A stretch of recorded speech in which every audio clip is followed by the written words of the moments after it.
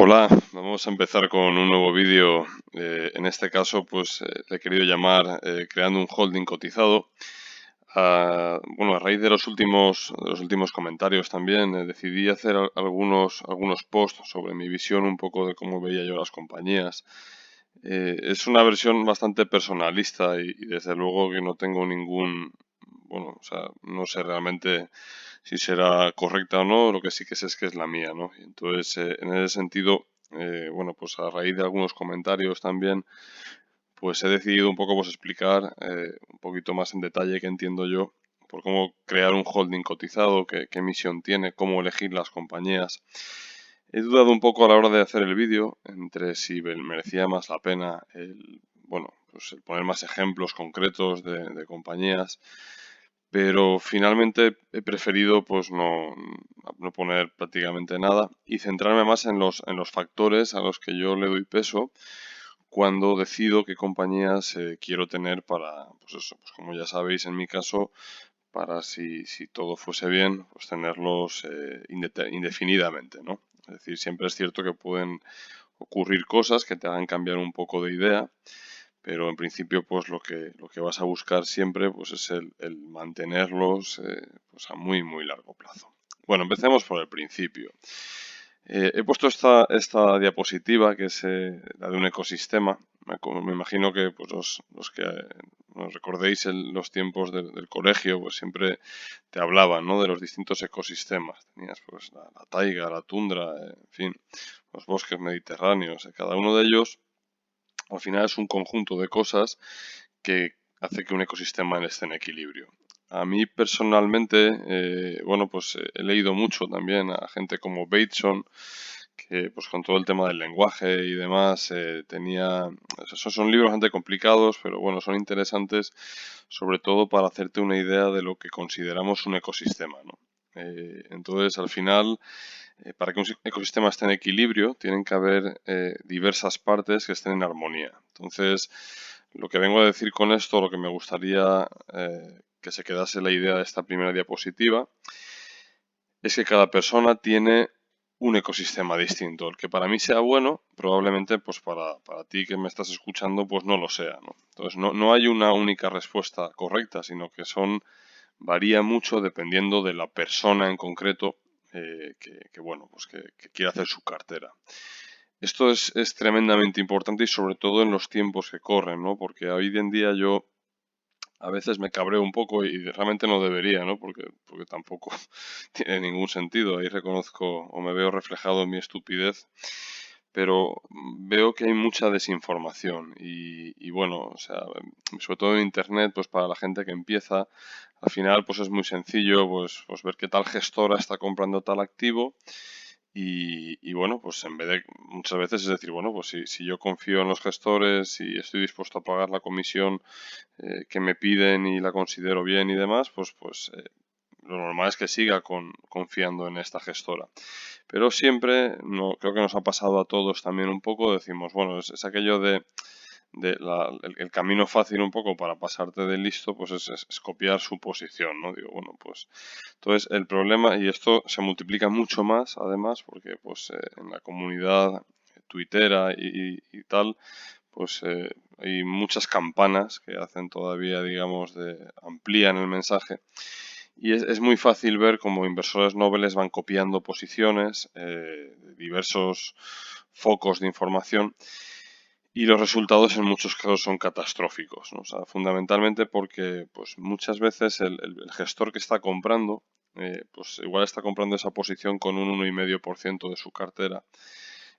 Para ellos sería pues bueno pues el pececito este que estamos viendo aquí en esta foto de ecosistema y el inversor Nobel pues está comprando realmente el oso que realmente debería de ser una pieza troncal de su cartera, ¿no? Porque es un porcentaje mucho mayor.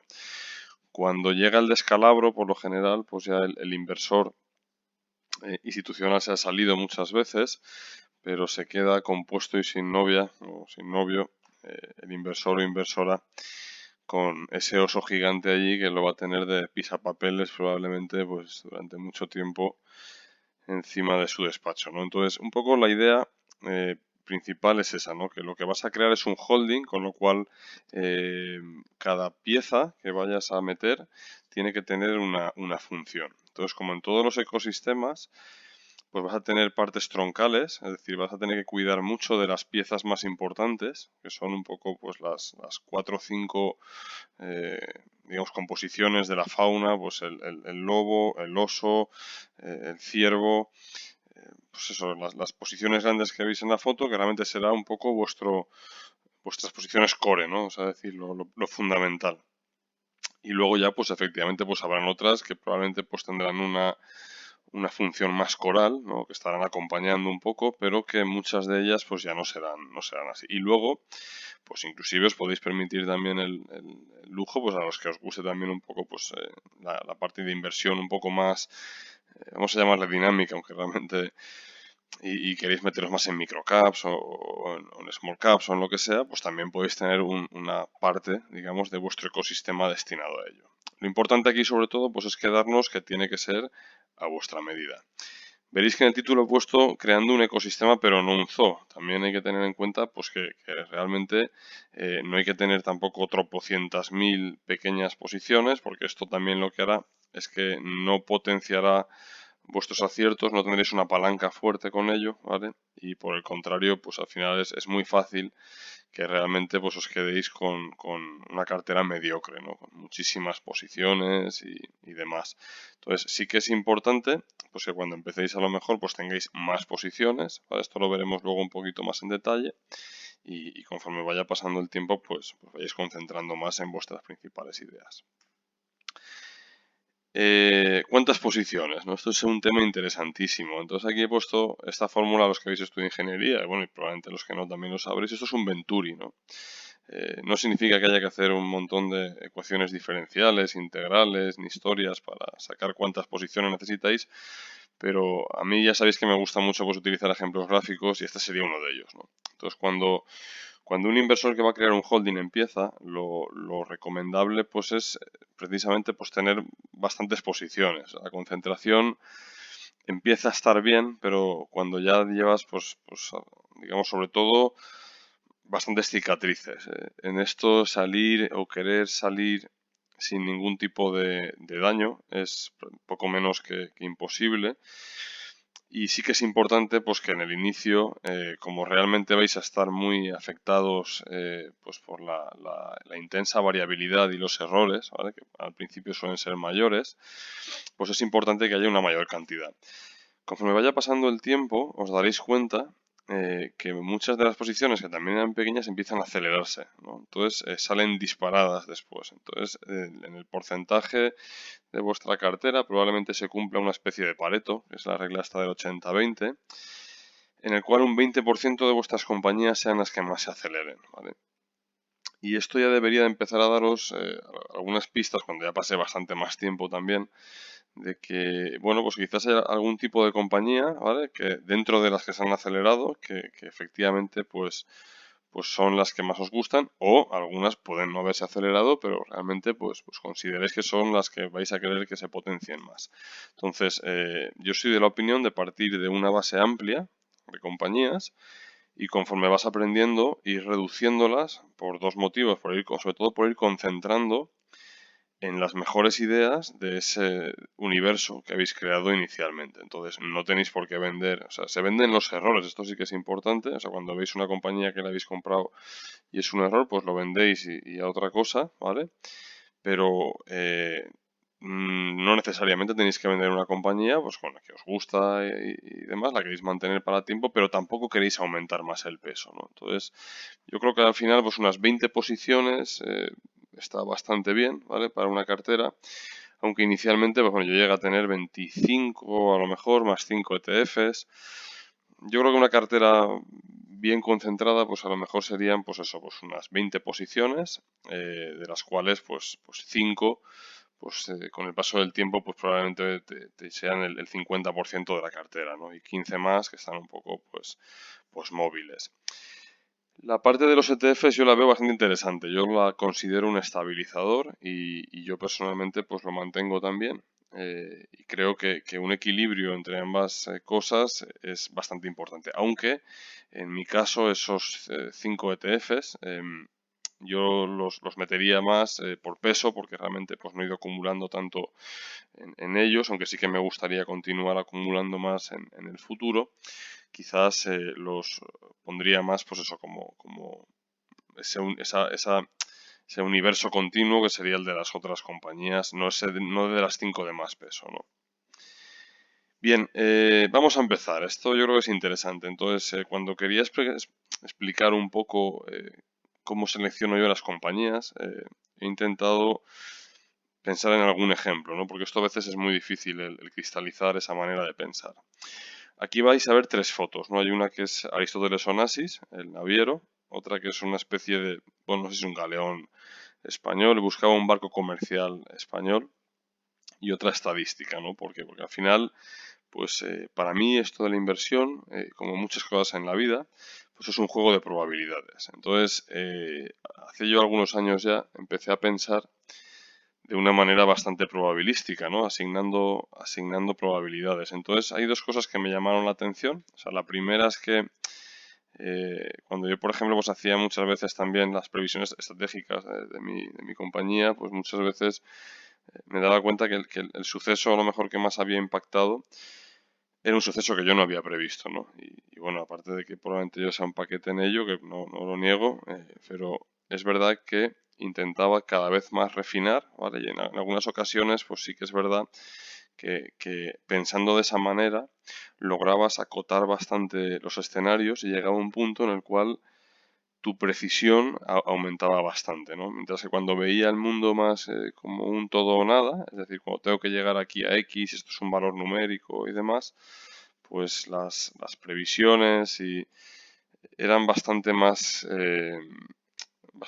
ilíquidas, ¿no? Muy difíciles de alcanzar y por lo general, pues el resultado final era tristemente no demasiado bueno, ¿no? Entonces, quiero que imaginéis un ejemplo. Imaginad que sois comerciantes, ¿vale? Vosotros os dediquéis al comercio, sois inversores, por así decir. Y estáis en la época de la Compañía de las Indias y toda esta en la que los barcos transportaban, pues eso, pues especias, transportaban mercancías de un continente a otro. Era pues la época del comercio. Que ya sabéis que los holandeses en todo esto pues son unos auténticos máquinas. Entonces, vosotros tenéis que decidir, ¿vale? Pues a qué barco le vais a meter mayor inversión. Cuando te pones a pensar en esto tendrás que pensar en diversos factores, ¿no? Es decir, es por una parte la rentabilidad-riesgo, ¿vale? Sería uno de los puntos, pero porque, por ejemplo, pues a lo mejor atravesar la Tierra del Fuego pues será tremendamente peligroso y enviar barcos por el Mediterráneo pues será bastante más seguro, ¿no? Habría que mirar eso, habría que mirar la tipología del barco. Es un barco que es nuevo, es un barco que lo ha hecho un armador de prestigio, tiene una buena tripulación, conocen bien la carta de navegación. Los comerciantes en sí han sabido aprovisionarse bien del género y han puesto los medios suficientes para que no se pudra en mitad de la travesía. Digamos, hay una grandísima cantidad de factores, ¿vale?, que uno tiene que empezar a plantearse para ello. Claro, lo fácil, ¿vale? Los seres humanos tendemos a pensar en idealizar las cosas, ¿no? Entonces, es que lo he estado buscando, pero no recuerdo, creo que no fue Onassis, es que no sé quién fue exactamente, que decían que había cimentado su fortuna porque durante la guerra de, no sé si era del Líbano, la verdad es que no lo recuerdo bien, fue el único que consiguió enviar barcos que nadie quería enviar, entonces llegaron los suyos y esto a los humanos nos encanta, ¿no? Esto nos gusta mucho pensar en estas historias de éxito. Pero luego, pues cuando te pones a mirar más de cerca, pues algunos personajes, y por eso también está aquí Onassis, pues a veces un matrimonio adecuado, sumado por supuesto pues a una buena dosis de talento y de carisma y demás, pero no deja de haber un matrimonio muy adecuado, pues es una palanca totalmente, digamos, de la que no se habla demasiado, ¿vale? Pero que probablemente haya tenido más éxito inclusive, pues que en un momento determinado haber tenido un éxito momentáneo, ¿no? ¿Y por qué digo esto? Pues porque por cada uno que ha escrito una historia de éxito de este tipo, pues tienes a 100 tuercebotas que se lanzaron a la mar cuando habían malas condiciones o cuando realmente no se debería y entonces se le hundieron los barcos, ¿no? Entonces el problema de la vida, o yo creo que cuando vas a crear un holding, eh, bajo mi punto de vista, esto es un tema muy personal, yo no quiero ser el tío más inteligente de todos, que es el que logró ser súper osado y tuvo un rendimiento espectacular por haber lanzado los barcos más difíciles, o no, o sea, a mí todo esto me da igual. Yo quiero hacer las rutas más tranquilas y sencillas dentro de que no hay ningún mar sencillo. Esto creo que todos los marineros lo saben. Pero quiero poner las probabilidades de mi lado, ¿vale? Y si eso significa eh, no ser el más listo de la clase, me da igual. O sea, estoy dispuesto a pagar ese precio. O sea, porque para mí, en mi escala digamos, de por qué quiero realmente tener un holding, pues lo más importante es la preservación de capital. Esto es el punto al que yo le doy un mayor peso. Entonces, creo que esto es muy importante que lo tengáis en cuenta, ¿vale? Porque la vida cambia mucho de verlo de una manera u otra. También es verdad que cuando uno tiene un patrimonio pues, más pequeñito, ¿vale? Digamos que le tira más la especulación más agresiva porque parece que es la única forma de aumentar el capital. Sin embargo, cuando uno ve a la gente ya que tiene ya patrimonios grandes o muy grandes, se da cuenta de que son bastante conservadores y en lo que se fijan muchas veces es en transmitir, digamos, o que esa fortuna no se pierda de familia en familia. Lógicamente, en mi caso, yo no soy ningún rico heredero, ni mucho menos, o sea, pero sí que es verdad que pienso, y esto lo hago mucho en la vida, que si intento observar a la gente, digamos, que ya es de por sí que tiene grandes patrimonios, y yo, pues con mi pequeño patrimonio, intento copiar lo que considero que son las best practices, o sea, las mejores prácticas, digamos, que pueda tener esta gente, ¿no? Entonces, importante, ¿vale? Que cuando vayáis a lanzar vuestros barcos o vayáis a comprar a un armador, que tengáis en cuenta qué queréis, ¿vale? Entonces, no hay nada de malo en que todo vuestro juego, digamos, sea atravesar la Tierra del Fuego y demás, y que probablemente, pues de 12 barcos se te hundan 10, pero los dos que lleguen te paguen la fiesta, ¿no? Que es un poco lo que hacen todos los venture capitalists y demás con las startups y todo esto. Es perfectamente una opción válida, ¿vale? Lo que pasa es que no es la mía. Entonces, yo creo que al final, en la vida, pues un cazador no puede ir detrás de dos liebres. Yo, pues, me considero un tío, pues muy tranquilo y me gusta que mi manera de invertir sea esta, ¿no? Ya cuando quiero tener emociones fuertes o adrenalina, pues lo hago de otra manera que no jugando con mi dinero. Eso yo lo veo así. Bueno, antes de empezar aquí he puesto pues algunas consideraciones un poco sencillotas, ¿no? O sea que sobre todo pues todos los lobos de mar empresariales yo creo que lo tienen en la cabeza.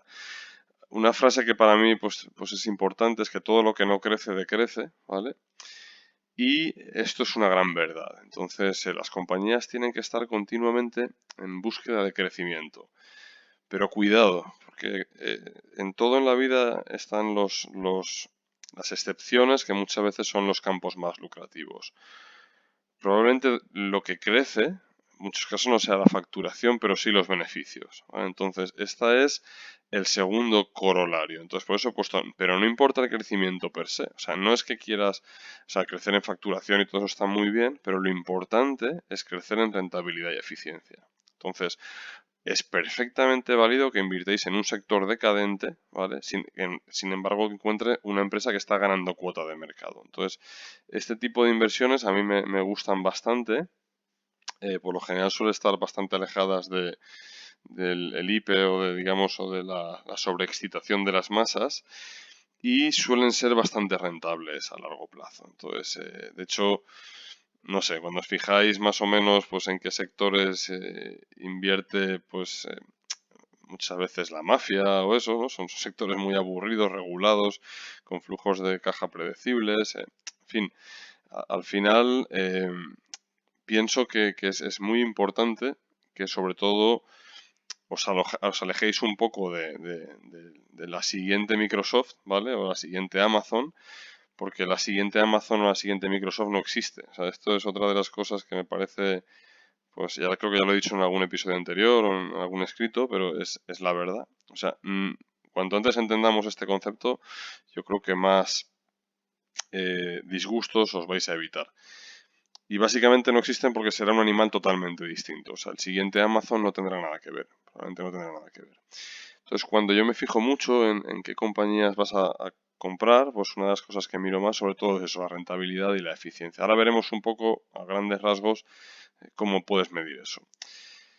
Lo más importante de todo es el negocio en sí. O sea, esto, como veis, son bastantes obviedades, pero son así. O sea, los negocios son tremendamente crueles y esto es una verdad que hay que tenerla muy, muy en cuenta. Y son crueles porque a los negocios no le importa el esfuerzo que has dedicado, ni el equipo directivo que tienes, ni la cantidad de dinero que has invertido. Al negocio le interesa que hayas engranado bien la dinámica, que haya suficiente comida para crecer y que logres sobrevivir. Y al final sobrevivir muchas veces es una cuestión de darwinismo, o sea, es decir, de sobreviven los más capaces de adaptarse y demás. Pero sobre todo hay que tener en cuenta que muchas veces los negocios sobreviven porque ciertamente pues hay suficiente comida para que sobrevivan. Entonces aquí ya entraríamos un poco en el tema este de los océanos rojos y los azules. Hay negocios que están hay muchísima competencia, atraen a muchísima competencia, entonces es muy difícil realmente para las compañías el ser excelentes o estar por encima de la media, ¿no? Entonces es cierto que en el automóvil en muchos casos se pone de ejemplo porque yo creo que cuando uno ve los sistemas de gestión del automóvil, pues ve todos los Lean, los Kanban, el sistema Just in Time, todas las... o sea, hay verdaderas maravillas de gestión, o sea, hasta el último céntimo en compras, en todo, son sistemas muy eficientes, pero que también es verdad pues que tienen mucha competencia y esto hace pues que en ocasiones sea difícil para las compañías, solamente resisten muchas veces pues las más rentables y aún así están en una carrera muy compleja digamos, por la supervivencia en muchas ocasiones. Son sectores, parece que estén en una crisis permanente. En otro lugar tenemos los negocios regulados, ¿vale? Que en general pues también es un buen fondo de armario. Yo creo que es importante tener ciertos negocios regulados en cartera con flujos de caja más o menos estables o predecibles. Bueno, o sea, yo que ya sabéis que soy bastante conservador en unas cosas, pero bastante agresivo en otras, pues yo considero esa parte mi renta fija de la cartera, ¿no? Y me parece importante, pues bueno, pues aquí es donde podrías meter en este cajón, podrías meter a Red Eléctrica, podrías meter en Gas, podrías meter un Brookfield Infrastructure Partners, puedes meter una serie, digamos, de negocios que bueno, pues que tienen unos flujos de caja bastante predecibles, que tampoco le vas a pedir peras al olmo, pero merecen la pena.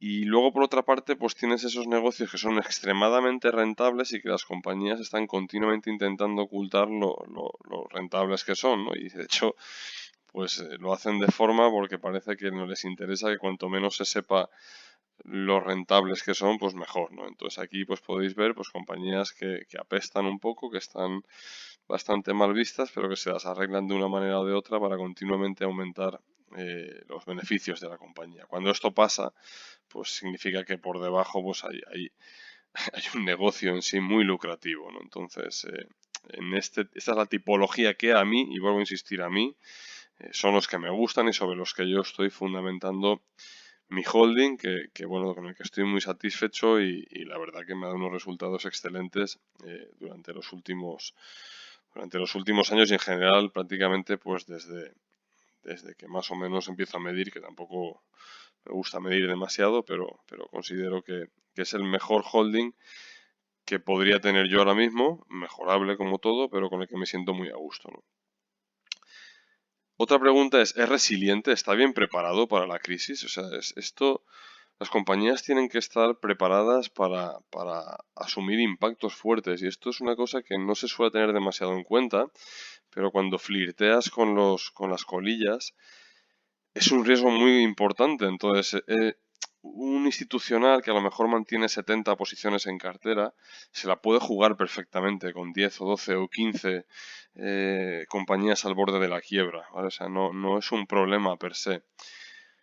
Un particular no. Particular yo creo que es otra regla, ¿no? Es otra guerra. Eso es lo que Por eso muchas veces creo que es un error cuando intentamos emular a los grandes gestores, cuando queremos hacer pues como un Paramés, como un Guzmán, pues, como mucha gente muy buena que hay en España, porque nosotros no somos eso, ¿no? O sea, es un poco las reglas del juego nuestras, pues se acercarían bastante más a lo que haría pues un Rochón, lo que haría un Acre. Muévete muy poquito, ¿vale? Para salir poco en la foto, ves a compañías, intenta que sean de la mayor calidad posible, porque cuando rotes estás en clara desventaja contra un fondo, ¿no? Entonces, pues creo que realmente pues está muy bien también que esos fondos existan, porque de hecho pues yo sí tengo dinero invertido, en este caso pues más los utilizo como plan de pensiones porque hay muy poca oferta de calidad. Cuando digo de calidad me refiero a empresas de calidad, no que no tengan calidad ni mucho menos, porque los considero unos fondos excelentes. Magallanes, por ejemplo, que es donde este año pues el 100% irá para Magallanes, porque realmente pues me gusta bastante. Pero bueno, es importante eso, ¿no? Entonces, parece que me desvío un poco. Cuando decía si es resiliente o si están bien preparados para la crisis, pues creo que debemos aquí, esto es un tema un poco de percepciones, pero como veréis más adelante, hay ciertas cosas que se pueden ver si la compañía piensa a largo plazo y piensa realmente en perpetuarse o piensa más bien en un quarter to quarter, ¿no? En los resultados que se van a ir enseñando trimestralmente. Y luego, pues cuando se dice mucho, dice, es que la importancia del management o de la dirección, yo creo que muchas veces esto se equivoca un poco, ¿no? O sea, la importancia del management no es que hables con el management, esto pues podría ser una de más de. Para mí el management se genera la cultura y la cultura para mí es un 60% del éxito de una compañía, o sea, es más de la mitad del éxito de una compañía, o sea, luego lógicamente pues hay mucho más detrás, ¿no? Pero una parte importantísima es la cultura. O sea, esto es lo que engloba a cómo se comporta una compañía. Y luego vamos a entrar un poquito más detalle con algunos ejemplos prácticos de cómo ver culturas de compañía que merecen la pena. Entonces, por último, ¿tiene sentido para ti la compra de esa compañía? O sea, olvídate de que lo ha dicho fulano, que lo ha dicho Mengano, que lo están diciendo los gestores, que el tuitero no sé qué, que lo conocen muchísimo en la parroquia de su pueblo, es la leche. O sea, da igual. O sea, ¿tiene sentido para ti? O sea, si para ti tiene sentido, cómprala. Si para ti no lo sabes o no acaba de tenerlo, no la compres, olvídate. Y lo segundo, que ya lo he machacado tanto que al final pues me mandaréis a correr, es, ¿quieres tenerla a los próximos 20 años? O sea, esto no deja de ser una especie de matrimonio y entonces pues es muy importante que estés a gusto para tenerla los siguientes 20 años.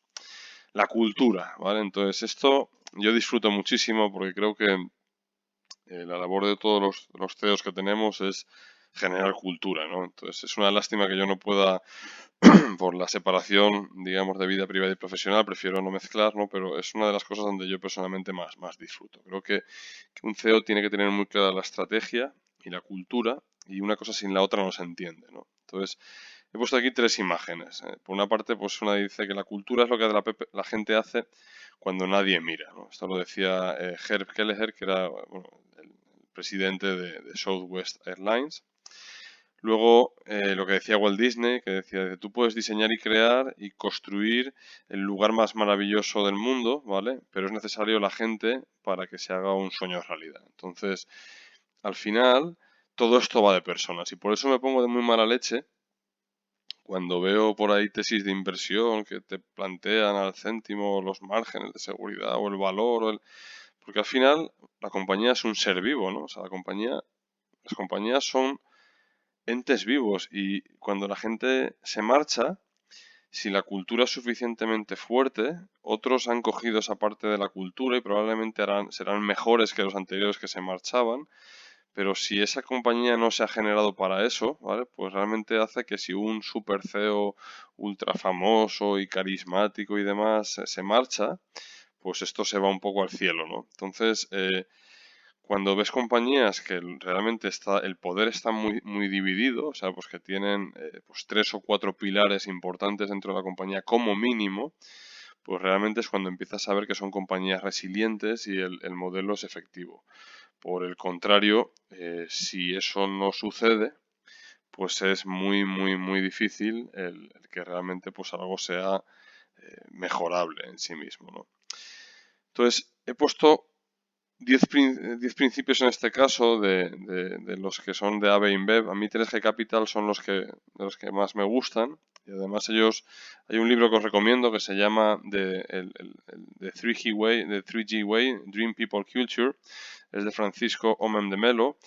Y está muy chulo porque aquí hace un poco, pues varias comparativas, digamos, explica un poco pues la cultura sobre todo y el cómo funcionan ellos. Entonces, ellos sabes que venían de Garantía, en Garantía también tenían una especie de principios y la mayoría están basados, y aquí esto es muy curioso, esto se lo también con Fernando está un poco obsesionado con Goldman Sachs, pero es muy curioso porque ellos bebían de Goldman Sachs, ¿no? Que también tenía en este caso 14, perdón, 14 principios que la verdad es que no tienen desperdicio. Entonces, los 10 que finalmente destilaron ellos y que a veces ha comentado también Carlos Brito y Jorge Pablo Alemán, pues el primero, por ejemplo, era el sueño, ¿no? Pues eso, que digamos, nuestro sueño compartido, ¿vale? Energiza a todo el mundo para trabajar en la misma dirección, para ser la mejor compañía de cervezas del mundo, digamos, trayendo a nuestra gente para hacer un mundo mejor, ¿no? Entonces, esto al final es el sueño, que no deja de ser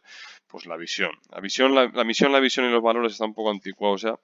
Y todo esto, a mí lo que me gusta es meterlo en unos principios, ¿vale? Que si son 7 o 10 está mejor, pero todo compactado, digamos, en algo que la gente pueda ver. El segundo es people, es la gente, ¿vale? Que nuestra mayor fortaleza es nuestra gente, ¿vale? La gente fantástica crece y, digamos, y trae el talento y deben de ser recompensados acordemente, ¿no? Esto es importantísimo porque el talento, al final, las compañías son las personas y, por lo general, en la época en la que vivimos, el talento se va a dormir por noches a su casa. Esto lo comentan muchas consultoras, ingenierías y demás, pero yo creo que aplica prácticamente a todo, ¿no? El número 3, ¿vale? Nosotros reclutamos, desarrollamos y retenemos gente que pueda ser mejor que nosotros mismos. Entonces, seremos juzgados por la calidad de nuestros equipos, ¿no? Esto es una declaración de intenciones muy potente de cómo realmente pues, se busca, pues en este caso, pues atraer, por así decir, a gente de calidad y no tener miedo a que alguien brille más que tú, ¿no? Yo creo que esto hace muchas veces que las cosas funcionen. En el punto número 4 dice, nunca estamos completamente satisfechos con nuestros resultados, que son la gasolina de la compañía, la focalización y la complacencia cero, garantizan con ventajas competitivas duraderas, ¿no? Esto se refleja también mucho en la manera de pensar. La gente al final pues debe de buscar también esto. O sea, no puedes tener compañías complacientes, ¿no? Y esto es uno de los problemas que tienen muchos negocios regulados o no regulados, sobre todo en España, muchas multinacionales, que cuando te das cuenta hablas con gente que trabaja ahí, pues ves que son negocios súper complacientes. Esto eh, al final es el camino más rápido para que todo se vaya un poco pues al garete. Y esto yo lo miro mucho. Cuando inviertes en una compañía me gusta ver qué grado de complacencia suelen tener. El número 5 es que el cliente es el jefe, ¿no? Entonces servimos a nuestros consumidores ofreciendo experiencias de marca que juegan un rol significativo en sus vidas y siempre de una manera responsable, ¿no? Esto aquí, no sé, en Más Dividendos, por ejemplo, también lo hemos visto mucho. O sea, otros no son competidores, pues realmente no lo son, pero otra gente que también está un poco en todo este rollo digamos, de la cultura financiera y los más medias, se centran mucho en ganar dinero, ¿vale? O en monetizar o en realmente... Y yo creo que olvidan profundamente el foco, ¿no? Que el foco al final es el todo, o sea, es el cliente en sí.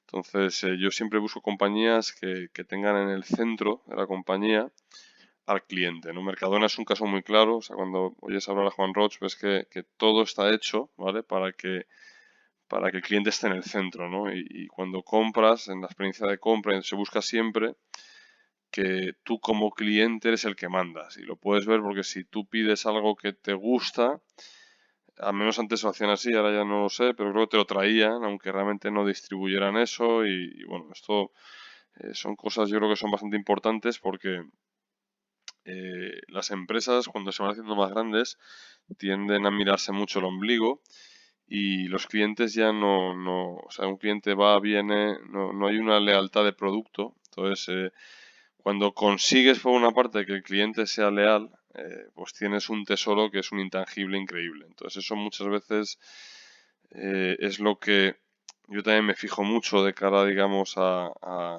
cuando vas a comprar una compañía, en esa lealtad, donde está y si realmente la compañía está haciendo cosas para retenerla, ¿no?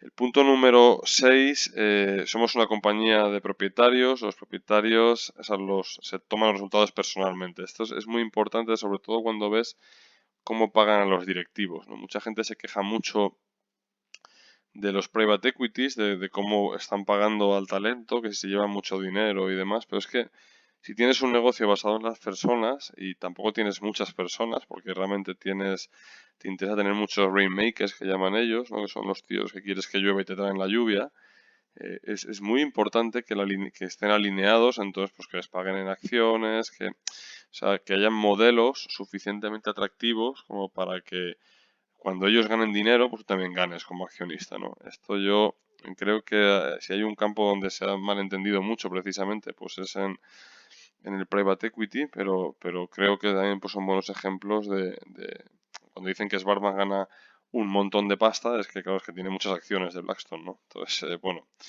pues son cosas que merece la pena mirar, ¿no? Cómo pagan a su dirección. Otra compañía que también me gusta bastante en ese sentido son los de Boyd Income Group Fund, ¿no? Que también creo que también tiene una cultura muy interesante y que también os animo a que la veáis, ¿no? Ya no me caben más ejemplos, pero vale la pena. Punto número 7, creemos en el sentido común y en la simplicidad, que son usualmente las mejores guías, ¿vale? Y que es mucho mejor que la sofisticación innecesaria y la complejidad. Yo ya sabéis que para mí pues lo simple es lo más bello y potente que hay. Y cuando hablo con alguien no me gusta que me hablen con palabras. Creo que cuando la gente no tiene ni idea, pues te empiezan a meter rollos. Y no hay nada mejor cuando haces una explicación de inversión que empezar a irte por las ramas, ¿no?